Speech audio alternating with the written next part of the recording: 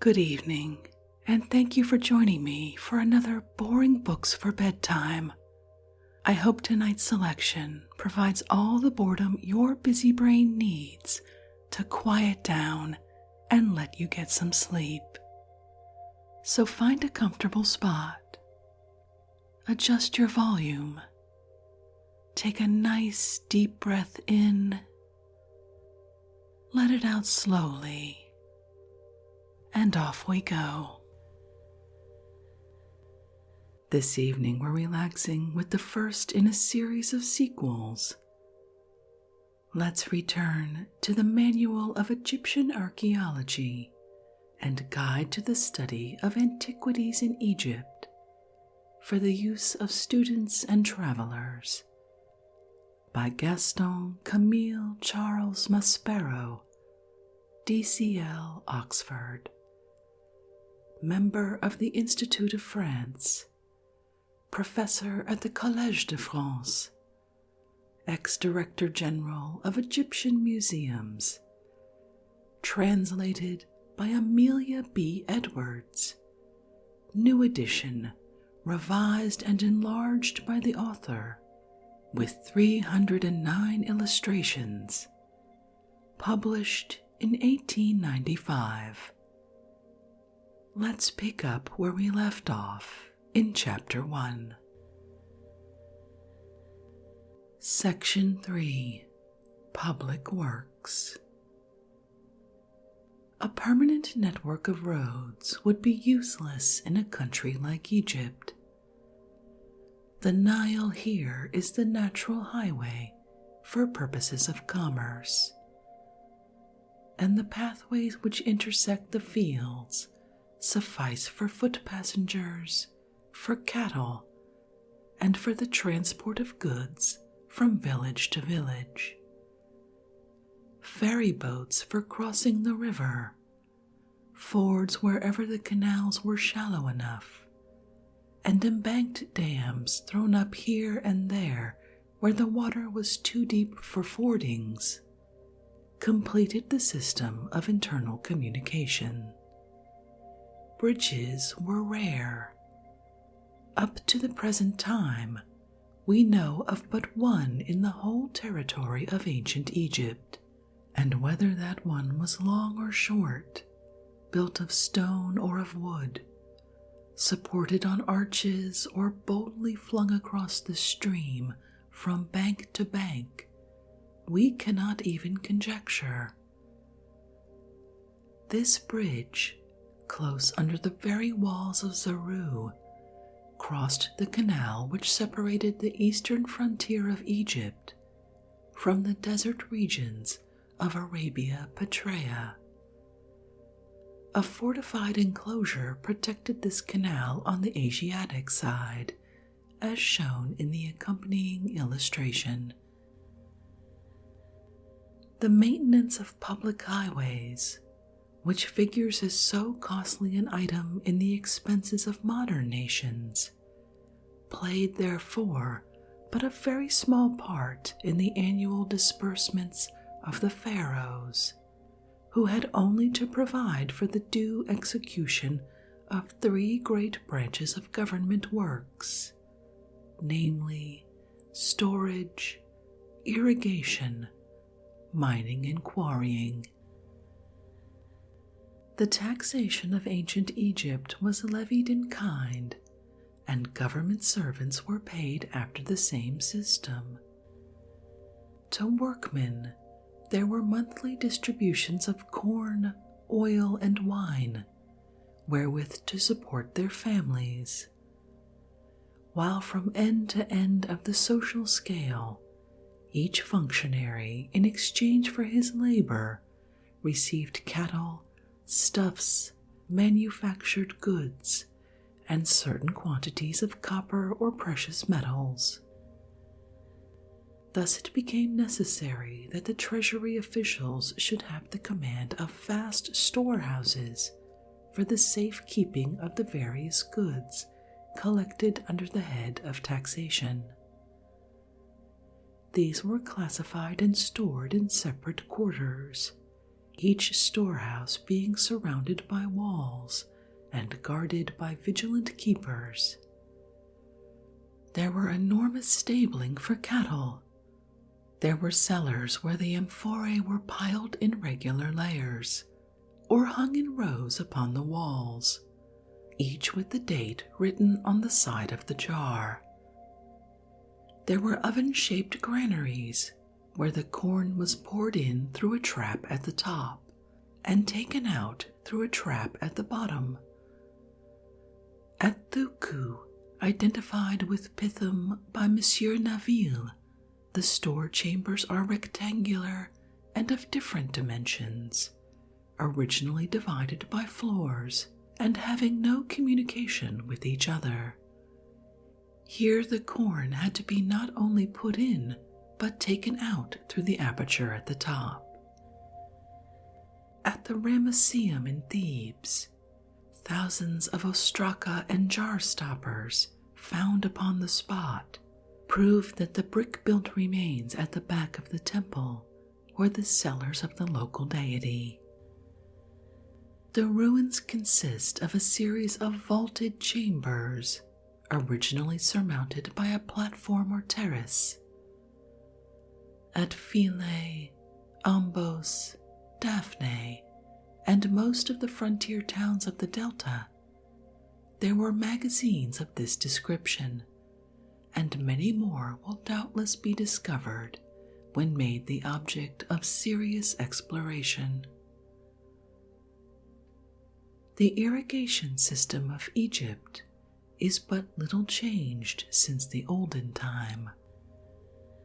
Some new canals have been cut, and yet more have been silted up through the negligence of those in power.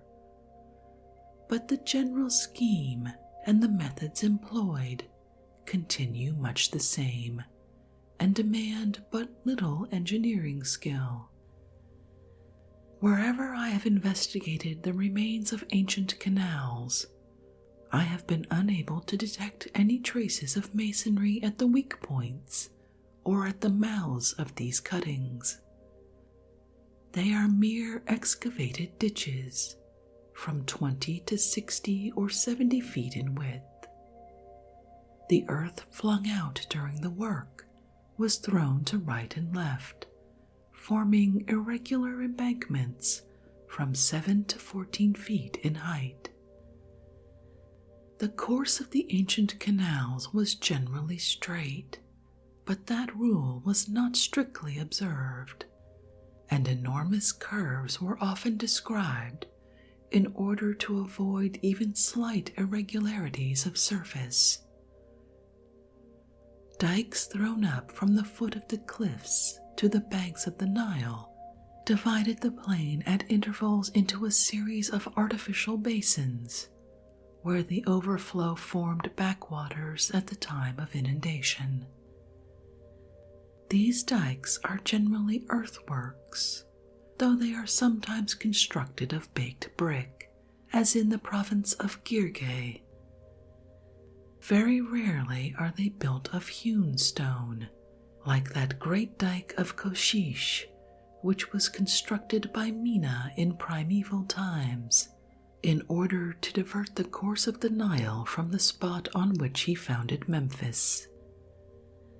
The network of canals began near Silsilis and extended to the seaboard without ever losing touch of the river, save at one spot near Beni Suef, where it throws out a branch in the direction of the Fayum.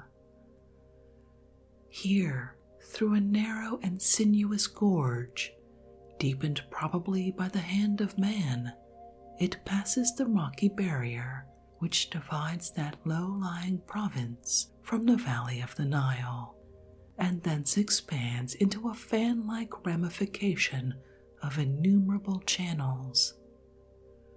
Having thus irrigated the district, the water flows out again, those nearest the Nile returning by the same way that they flowed in, while the rest form a series of lakes, the largest of which is known as the Birket el Qurun.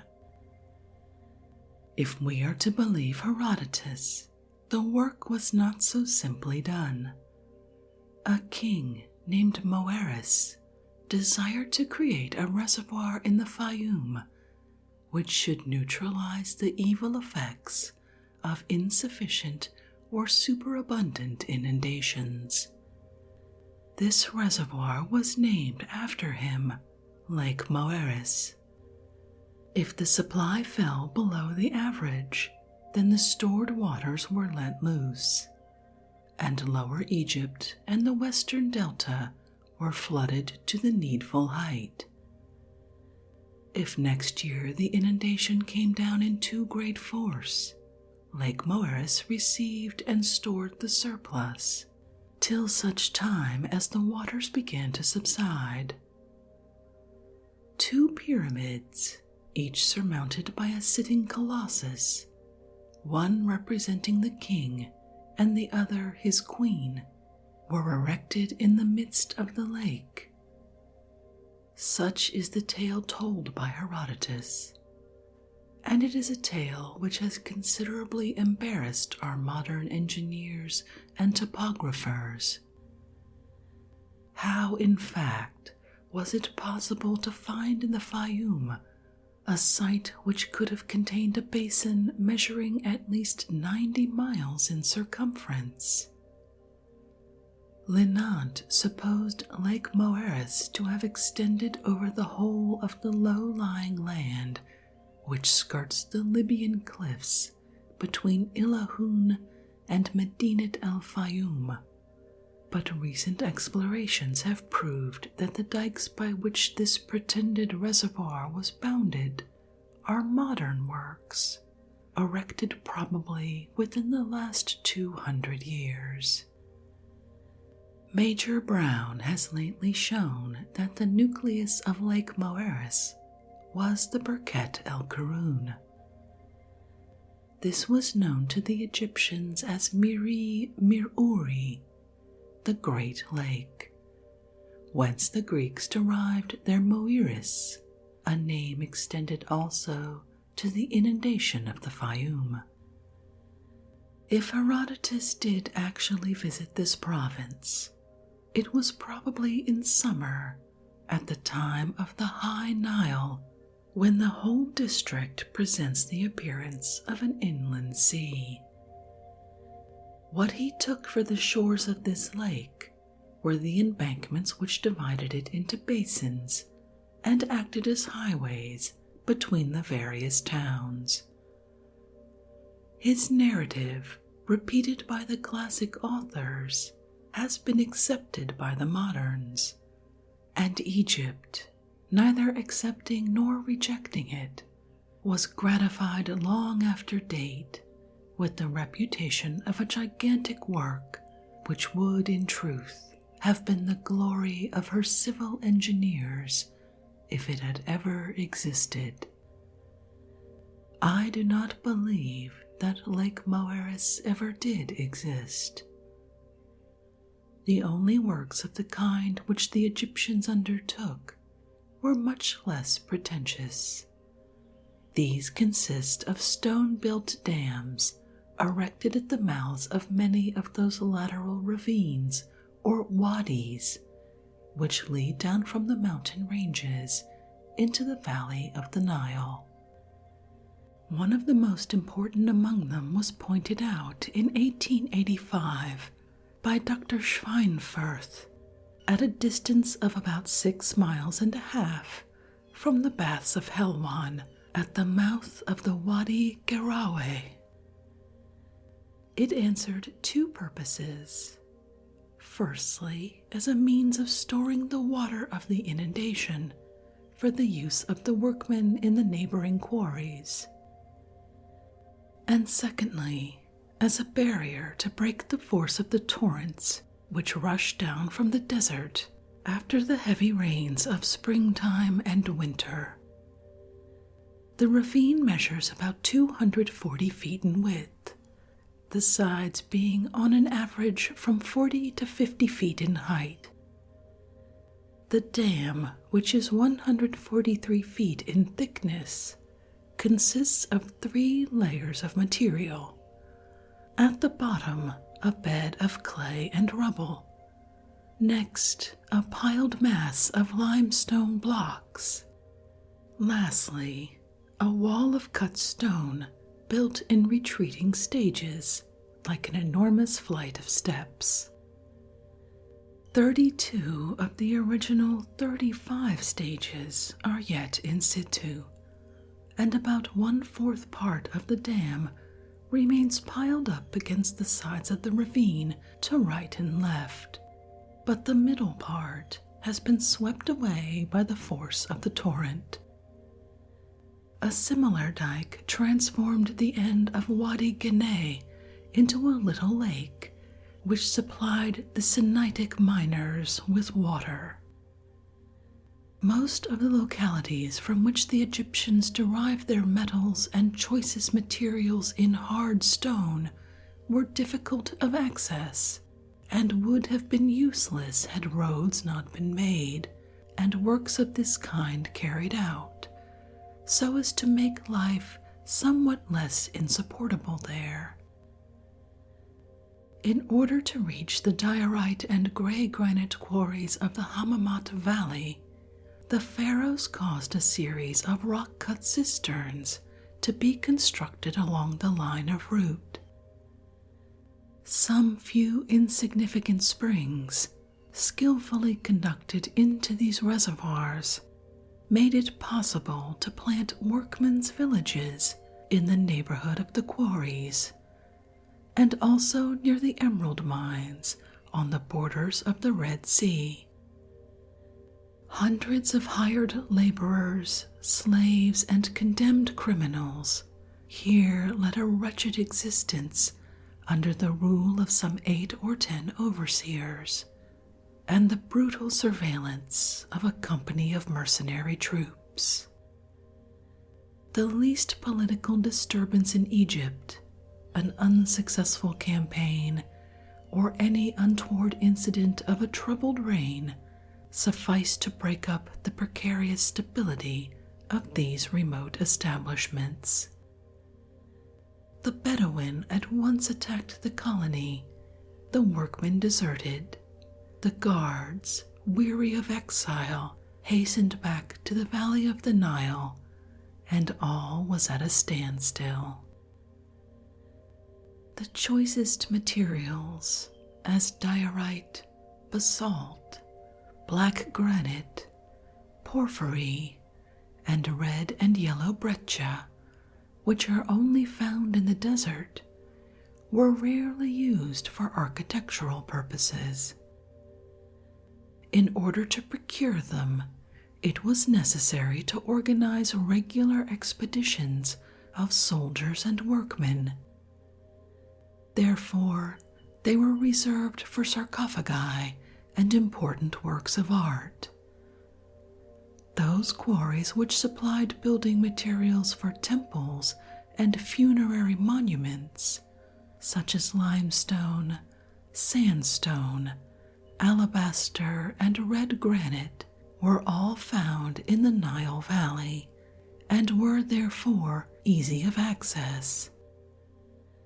When the vein which it was intended to work traversed the lower strata of the rock, the miners excavated chambers and passages, which were often prolonged to a considerable distance. Square pillars, left standing at intervals, supported the superincumbent mass, while tablets sculptured in the most conspicuous places commemorated the kings and engineers who began or continued the work.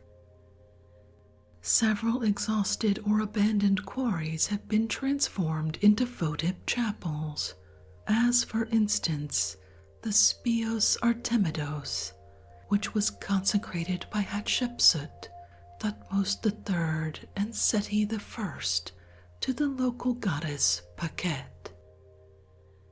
The most important limestone quarries are at Tura and Massara, nearly opposite Memphis. This stone lends itself admirably to the most delicate touches of the chisel, hardens when exposed to the air, and acquires a creamy tone most restful to the eye. Hence it was much in request by architects and sculptors. The most extensive sandstone formations are at Silsilis. Here the cliffs were quarried from above and under the open sky. Clean-cut and absolutely vertical, they rise to a height of from 40 to 50 feet, sometimes presenting a smooth surface from top to bottom, and sometimes cut in stages accessible by means of steps, scarcely large enough for one man at a time.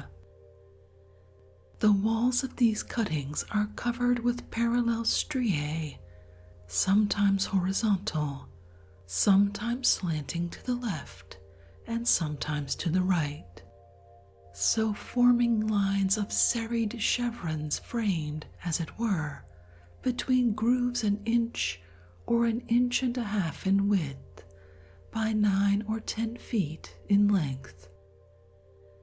These are the scars left upon the surface by the tools of the ancient workmen, and they show the method employed in detaching the blocks. The size was outlined in red ink, and this outline sometimes indicated the form which the stone was to take in the projected building. The members of the French Commission, when they visited the quarries of Gebel Abu Feda, copied the diagrams and squared designs of several capitals, one being of the campaniform pattern, and others prepared for the Hatherhead pattern. The outline made, the vertical faces of the block were divided by means of a long iron chisel, which was driven in perpendicularly or obliquely by heavy blows of the mallet. In order to detach the horizontal faces, they made use of wooden or bronze wedges inserted the way of the natural strata of the stone. Very frequently the stone was roughly blocked out before being actually extracted from the bed. Thus at Syene we see a couchant obelisk of granite, the underside of which is one with the rock itself, and at Tana there are drums of columns but half disengaged. The transport of quarried stone was effected in various ways. At Syene, at Silsilis, at Gebel Sheikh Harida, and at Gebel Abu Feda, the quarries are literally washed by the waters of the Nile, so that the stone was lowered at once into the barges. At Qasr es-Said, at Tura, and other localities situate at some distance from the river, canals dug expressly for the purpose conveyed the transport boats to the foot of the cliffs. When water transit was out of the question, the stone was placed on sledges drawn by oxen or dragged to its destination by gangs of laborers and by the help of rollers. Chapter 2: Religious Architecture. In the civil and military architecture of ancient Egypt, brick played the principal part. But in the religious architecture of the nation, it occupied a very secondary position. The pharaohs were ambitious of building eternal dwellings for their deities, and stone was the only material which seemed sufficiently durable to withstand the ravages of time and man. Section 1. Materials and Principles of Construction. It is an error to suppose that the Egyptians employed only large blocks for building purposes. The size of their materials varied very considerably according to the uses for which they were destined. Architraves, drums of columns, lintel stones, and door jambs were sometimes of great size. The longest architraves known, those namely which bridge the nave of the hypostyle hall of Karnak, have a mean length of 30 feet. They each contain 40 cubic yards and weigh about 65 tons. Ordinarily, however, the blocks are not much larger than those now used in Europe. They measure, that is to say, about 2.5 to 4 feet in height, from 3 to 8 feet in length, and from 2 to 6 feet in thickness. Some temples are built of only one kind of stone, but more frequently materials of different kinds are put together in unequal proportions. Thus, the main part of the temples of Abydos consists of very fine limestone, but in the temple of Seti I, the columns, architraves, jambs, and lintels, all parts in short, where it might be feared that the limestone would not offer sufficient resistance, the architect has had recourse to sandstone, while in that of Ramses II, sandstone, granite, and alabaster were used. At Karnak, Luxor, Tanis, and Memphis, similar combinations may be seen. At the Ramesseum and in some of the Nubian temples, the columns stand on massive supports of crude brick. The stones were dressed more or less carefully according to the positions they were to occupy. When the walls were of medium thickness, as in most partition walls, they are well wrought on all sides. When the wall was thick, the core blocks were roughed out as nearly cubic as might be, and piled together without much care, the hollows being filled up with smaller flakes, pebbles, or mortar. Casing stones were carefully wrought on the faces, and the joints dressed for 2/3 or 3/4 of the length, the rest being merely picked with a point. The largest blocks were reserved for the lower parts of the building, and this precaution was the more necessary because the architects of Pharaonic times sank the foundations of their temples no deeper than those of their houses. At Karnak, they are not carried lower than from 7 to 10 feet. At Luxor, on the side anciently washed by the river, 3 courses of masonry, each measuring about 2½ feet in depth, form a great platform on which the walls rest, while at the Ramesseum, the brickwork bed on which the colonnade stands does not seem to be more than 10 feet deep. These are but slight depths for the foundations of such great buildings, but the experience of ages proves that they are sufficient. The hard and compact humus of which the soil of the Nile Valley is composed contracts every year after the subsidence of the inundation, and thus becomes almost incompressible. As the building progressed, the weight of the superincumbent masonry gradually became greater, till a maximum of pressure was attained and a solid basis secured.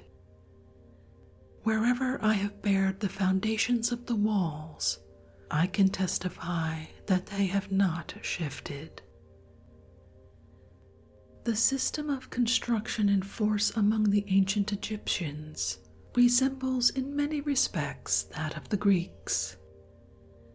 The stones are often placed together with dry joints and without the employment of any binding contrivance, the masons relying on the mere weight of the materials to keep them in place. Sometimes they are held together by metal cramps, or sometimes, as in the temple of Seti I at Abydos, by dovetails of sycamore wood bearing the cartouche of the founder. Most commonly, they are united by a mortar joint more or less thick. All the mortars of which I have collected samples are thus far of three kinds. The first is white and easily reduced to an impalpable powder, being of lime only. The others are gray and rough to the touch, being mixtures of lime and sand, while some are of a reddish color, owing to the pounded brick powder with which they are mixed. A judicious use of these various methods enabled the Egyptians to rival the Greeks in their treatment of regular courses, equal blocks, and upright joints in alternate bond. If they did not always work equally well, their shortcomings must be charged to the imperfect mechanical means at their disposal. The enclosure walls, partitions, and secondary facades were upright, and they raised the materials by means of a rude kind of crane planted on the top. The pylon walls and the principal facades, and sometimes even the secondary facades, were sloped at an angle which varied according to the taste of the architect. In order to build these, they formed inclined planes, the slopes of which were lengthened as the structure rose in height. These two methods were equally perilous, for however carefully the blocks might be protected while being raised, they were constantly in danger of losing their edges or corners, or of being fractured before they reached the top. Thus it was almost always necessary to rework them, and the object being to sacrifice as little as possible of the stone, the workmen often left them of most abnormal shapes. They would level off one of the side faces, and then the joint, instead of being vertical, leaned askew. If the block had neither height nor length to spare, they made up the loss by means of a supplementary slip. Sometimes they even left a projection which fitted into a corresponding hollow in the next upper or lower course. Being first of all the expedients designed to remedy accidents, these methods degenerated into habitually careless ways of working. The masons who had inadvertently hoisted too large a block no longer troubled themselves to lower it back again, but worked it into the building in one or other of the ways before mentioned. The architect neglected to duly supervise the dressing and placing of the blocks.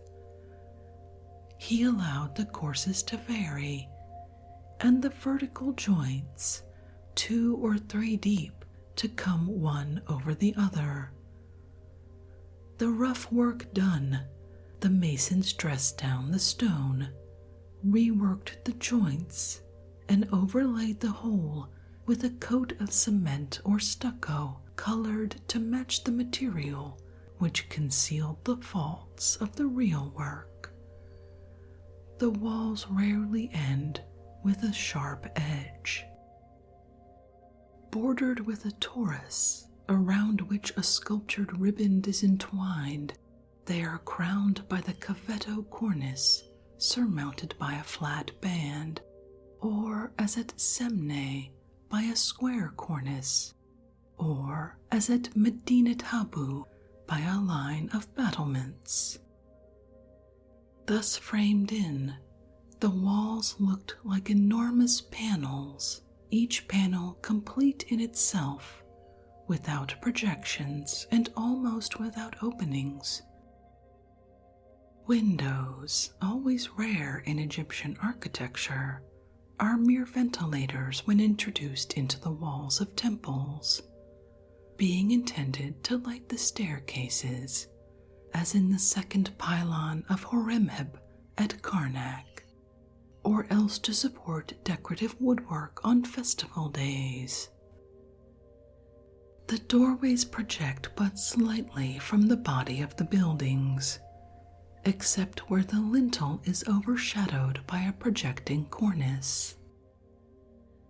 Real windows occur only in the pavilion of Medinet Habu, but that building was constructed on the model of a fortress and must rank as an exception among religious monuments.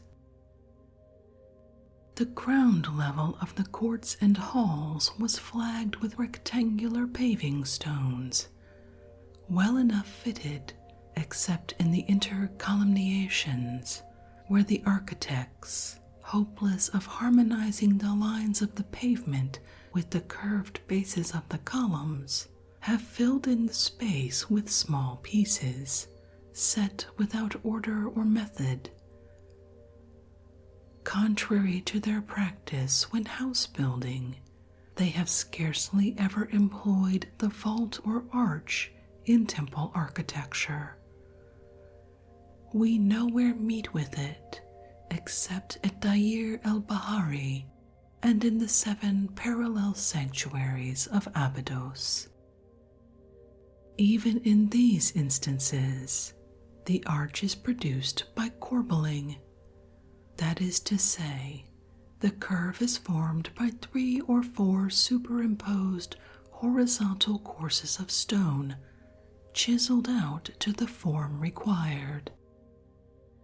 The ordinary roofing consists of flat paving slabs.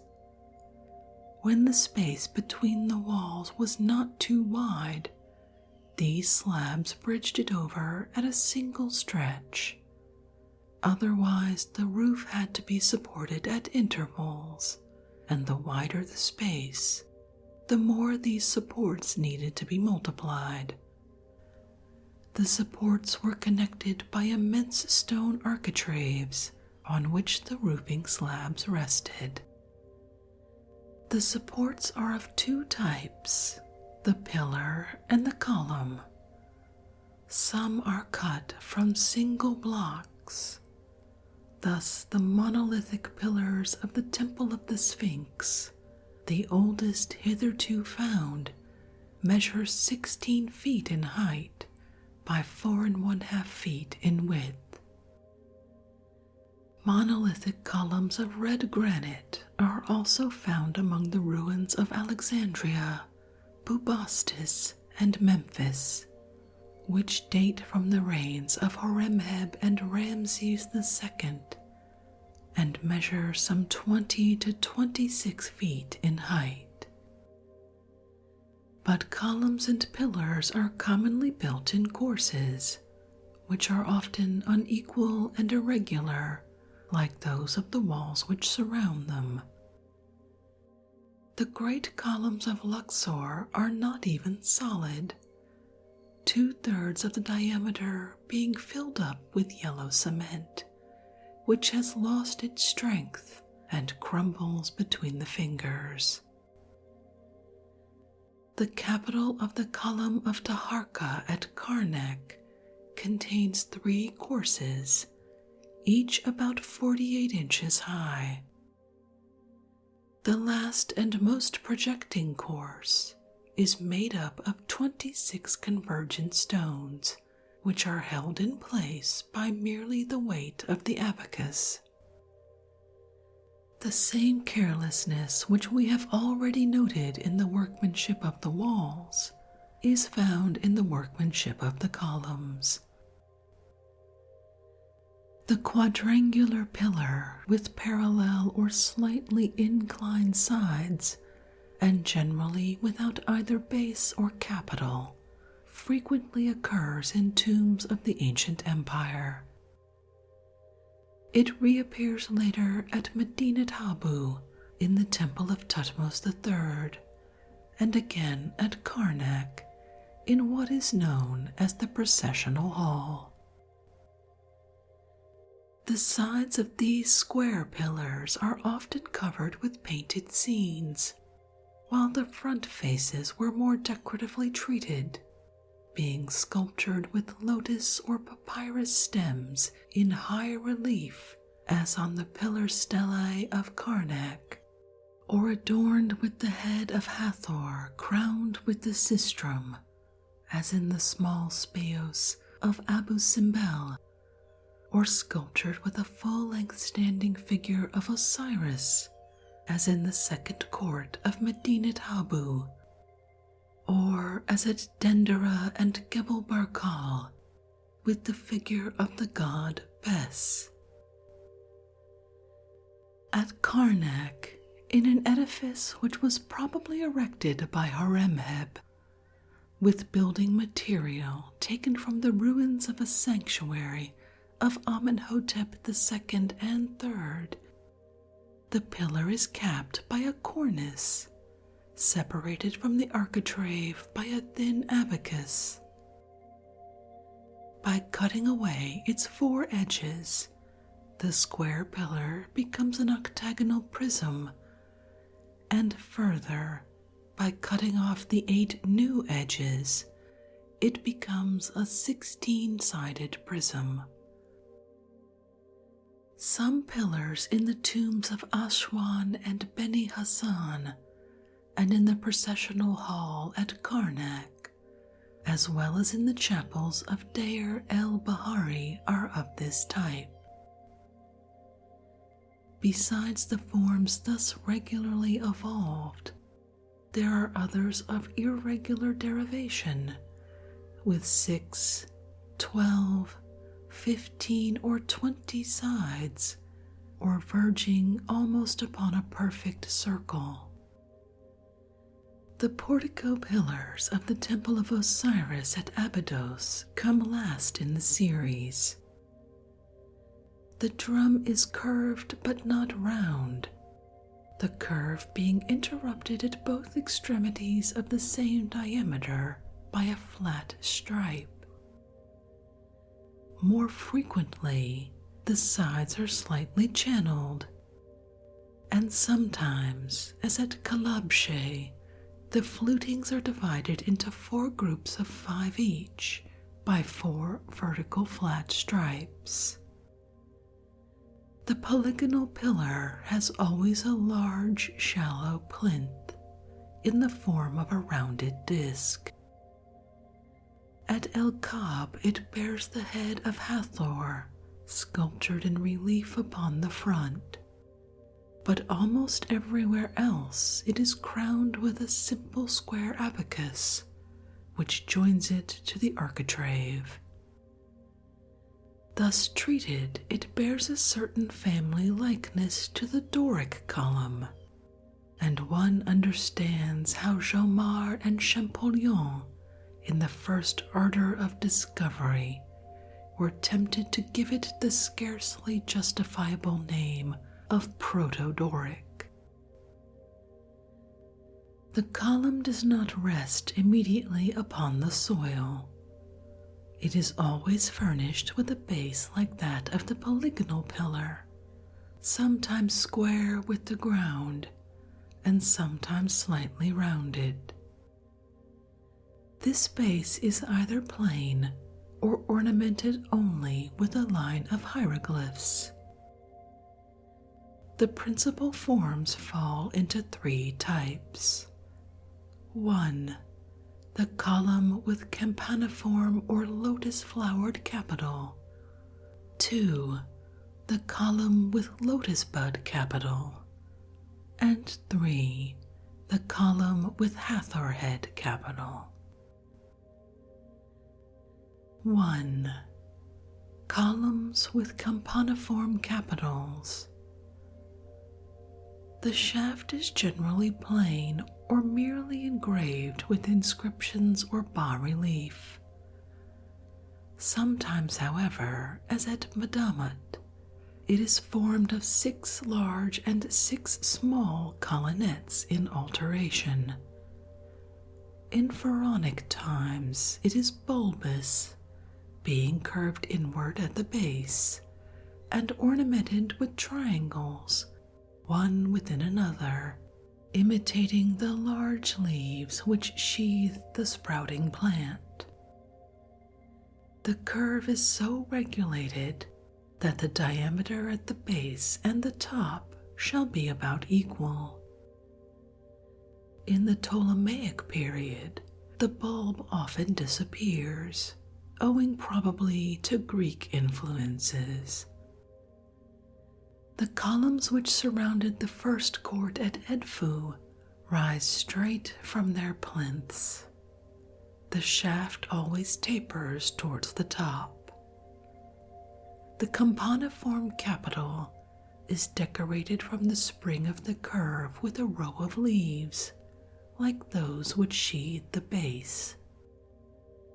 Between these are figured shoots of lotus and papyrus in flower and bud. The height of the capital and the extent of its projection beyond the line of the shaft varied with the taste of the architect.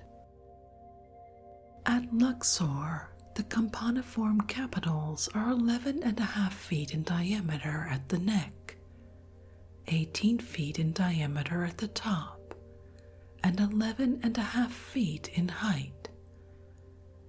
At Karnak, in the hypostyle hall, the height of the capital is 12.25 feet, and the greatest diameter 21 feet. A square die surmounts the whole. This die is almost hidden by the curve of the capital, though occasionally, as at Dendera, it is higher and bears on each face a figure of the god Bes.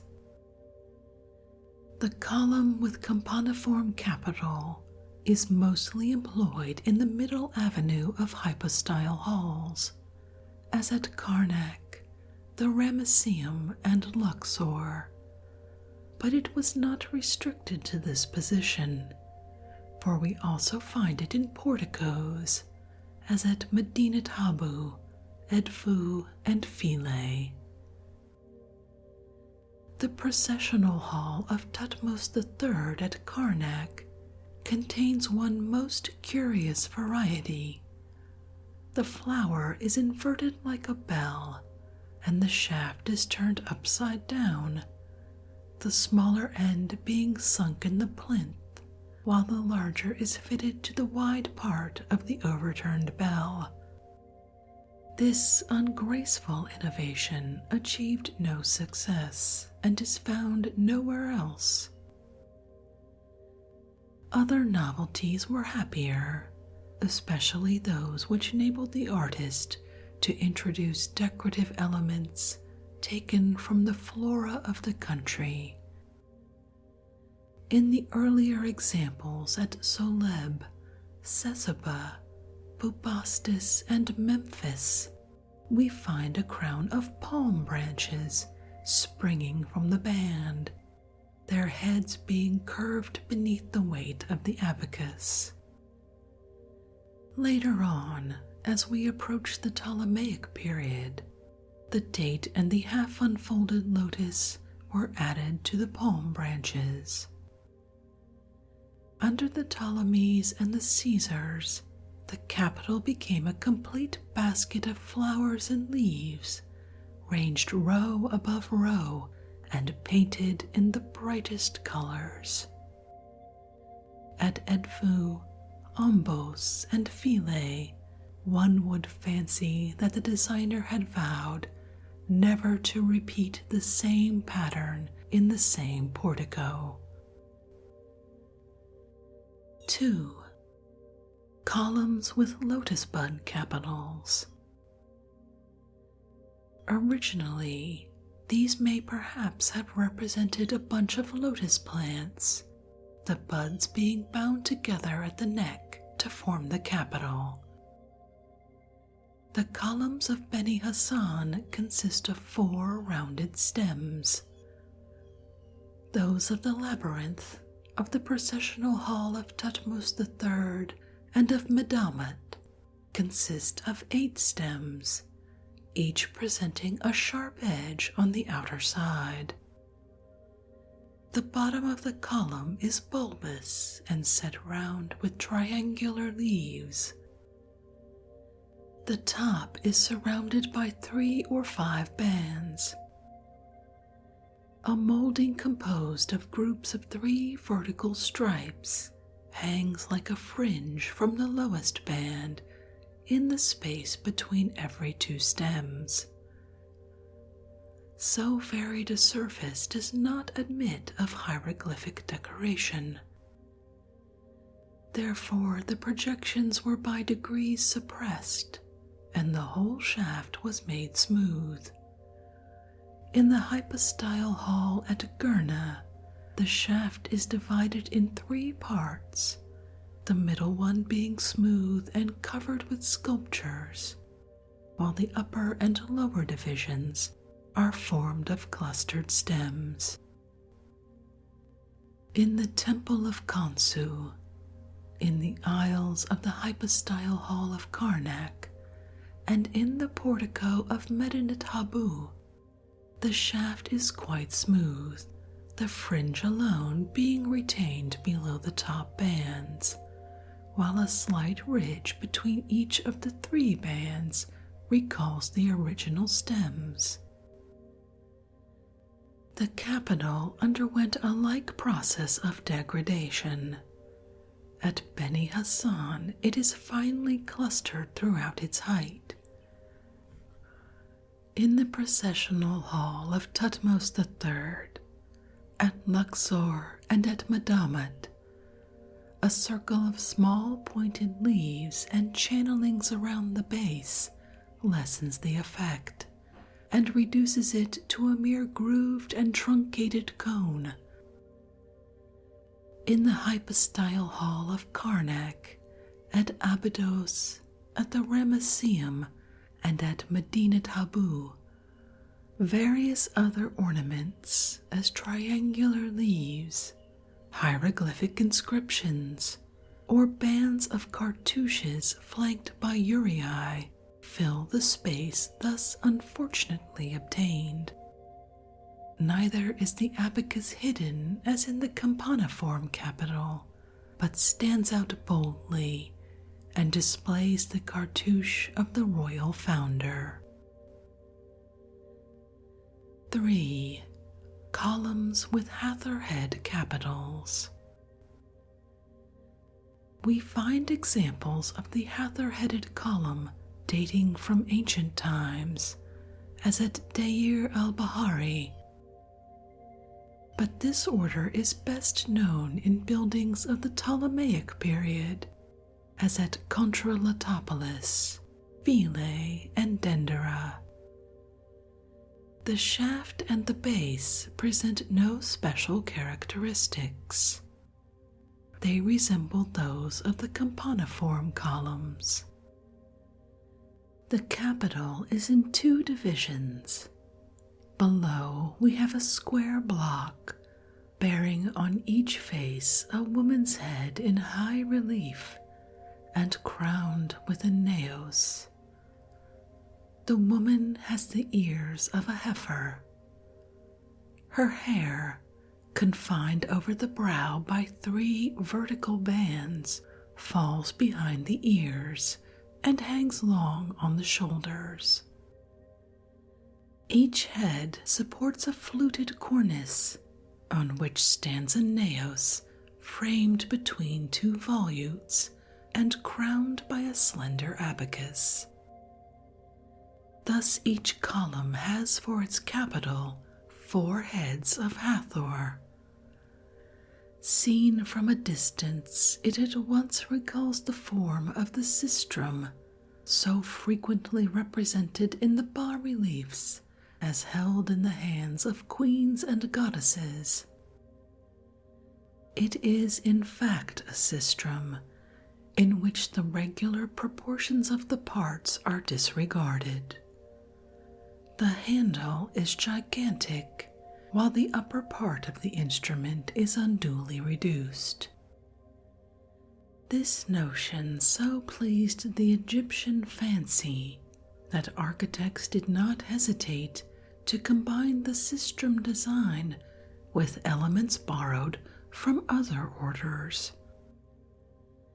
The 4 heads of Hathor placed above a campaniform capital furnished Nectanebo with a composite type for his pavilion at Philae. I cannot say that the compound is very satisfactory, but the column is in reality less ugly than it appears in engravings. Shafts of columns were regulated by no fixed rules of proportion or arrangement. The architect might, if he chose, make use of equal heights with very different diameters, and regardless of any considerations apart from those of general harmony, might design the various parts according to whatever scale best suited him. The dimensions of the capital had no invariable connection with those of the shaft, nor was the height of the shaft dependent on the diameter of the column. At Karnak, the campaniform columns of the hypostyle hall measured 10 feet high in the capital and 55 feet high in the shaft, with a lower diameter of 11 feet 8 inches. At Luxor, the capital measures 11½ feet, the shaft 49 feet, and the diameter at the spring of the base 11¼ feet. At the Ramesseum, the shaft and capital measure 35 feet, and the spring diameter is 6½ feet. The lotus bud or clustered column gives similar results. At Karnak, in the aisles of the hypostyle hall, the capital is 10 feet high, the shaft 33 feet, and the base diameter 6¾ feet. At the Ramesseum, the capital is 5½ feet high, the shaft 24½ feet, and the base diameter 5 feet 10 inches. We find the same irregularity as to architraves. Their height is determined only by the taste of the architect or the necessities of the building. So also with the spacing of columns. Not only does the intercolumnar space vary considerably between temple and temple, or chamber and chamber, but sometimes, as in the first court at Medinet Habu, they vary in the same portico. We have thus far treated separately of each type, but when various types were associated in a single building, no fixed relative proportions were observed.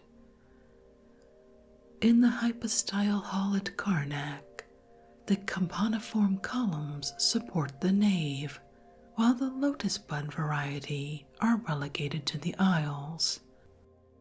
There are halls in the temple of Khonsu, where the lotus bud column is the loftiest, and others where the campaniform dominates the rest. In what remains of the Madamit structure, campaniform and lotus bud columns are of equal height.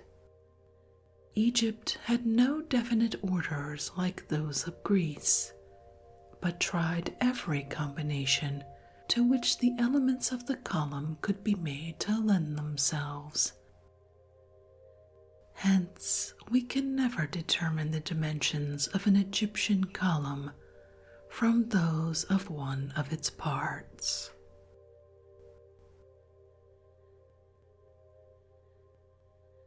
And with that, I think we'll end this evening's reading from the Manual of Egyptian Archaeology and Guide to the Study of Antiquities in Egypt.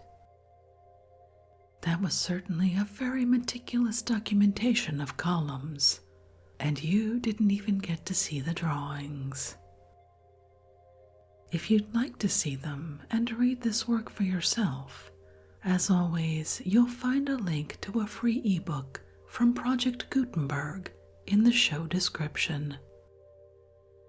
The show description also includes a number of ways you can support this podcast, including subscribing on Patreon for exclusive rewards, or making a one-time donation at buymeacoffee.com. I hope you take the time to check them out. If you'd like to connect, you can do so on our website at www.boringbookspod.com, or catch me on Twitter at boringbookspod. I'd love to hear from you. I'm so glad you could join me this evening. Until our next boring book, good night.